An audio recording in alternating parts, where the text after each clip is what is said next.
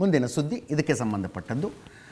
ಒಂದು ವೇಳೆ ಭಾರತ ಸಿಂಧೂ ನದಿಯ ನೀರನ್ನು ತಡೆಯುವುದಕ್ಕೆ ಡ್ಯಾಮ್ ಏನಾದರೂ ಕಟ್ಟಿದ್ರೆ ಆ ಡ್ಯಾಮ್ಗಳನ್ನು ನಾವು ಉಳಿಸೋದಿಲ್ಲ ಅಂತ ಪಾಕಿಸ್ತಾನದ ರಕ್ಷಣಾ ಸಚಿವ ಖ್ವಾಜಾ ಆಸಿಫ್ ಹೇಳ್ತಾ ಇದ್ದಾರೆ. ಸಿಂಧೂ ನದಿ ನೀರಿನ ಒಪ್ಪಂದವನ್ನು ಭಾರತ ರದ್ದುಗೊಳಿಸ್ತು. ಈಗಾಗಲೇ 2 ಪ್ರಾಜೆಕ್ಟ್ಗಳನ್ನು ಕಂಪ್ಲೀಟ್ ಮಾಡಿದೆ, 2 ಡ್ಯಾಮ್ಗಳ ತಯಾರಾಗಿದ್ದಾವೆ. ಸಿಂಧೂ ನದಿಯ ಉಪನದಿಗಳ ನೀರು ಪಾಕಿಸ್ತಾನಕ್ಕೆ ಹೋಗದಂತೆ ತಡೆಯೋದಕ್ಕೆ ಇನ್ನೊಂದು ಪ್ರಾಜೆಕ್ಟ್ ಆನ್ಗೋಯಿಂಗು, ಮುಂದಿನ ವರ್ಷದ ಅಷ್ಟೊತ್ತಿಗೆ ರೆಡಿ ಆಗುತ್ತೆ.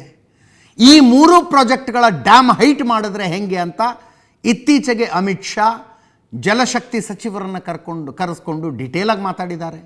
ಅಂದರೆ ಈ ಡ್ಯಾಮ್ಗಳ ಕೆಪಾಸಿಟಿ ಇನ್ನೂ ಜಾಸ್ತಿ ಮಾಡೋದು, ಇನ್ನಷ್ಟು ನೀರು ಹಿಡಿದಿಟ್ಟುಕೊಳ್ಳುವಂತೆ ಮಾಡೋದು ಇತ್ತೀಚೆಗಷ್ಟೇ ಚರ್ಚೆ ಆಗಿದೆ.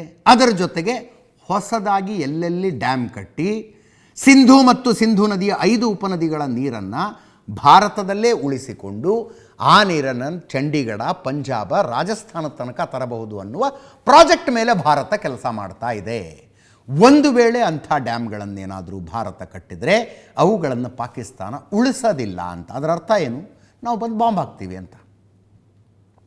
ಪಾಕಿಸ್ತಾನಕ್ಕೆ ಬರಬೇಕಾದ ನೀರನ್ನು ಭಾರತ ತಡೆದ್ರೆ ಆ ಡ್ಯಾಮ್ಗಳ ಮೇಲೆ ಬಾಂಬ್ ಹಾಕ್ತೀವಿ ಅಂದರೆ ಆ ರಚನೆಗಳನ್ನು ಉಳಿಸೋದಿಲ್ಲ ಅಂತ ಖ್ವಾಜಾ ಆಸಿಫ್ ಹೇಳ್ತಾ ಇದ್ದಾರೆ.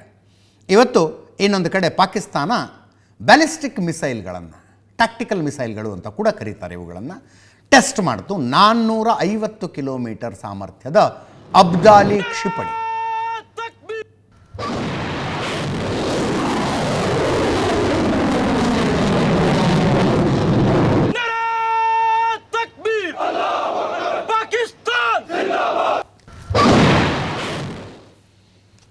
ಪಾಕಿಸ್ತಾನ ಸರ್ಕಾರ ವಿಜ್ಞಾನಿಗಳನ್ನು, ಸೇನೆಯನ್ನು ಅಭಿನಂದಿಸಿದೆ.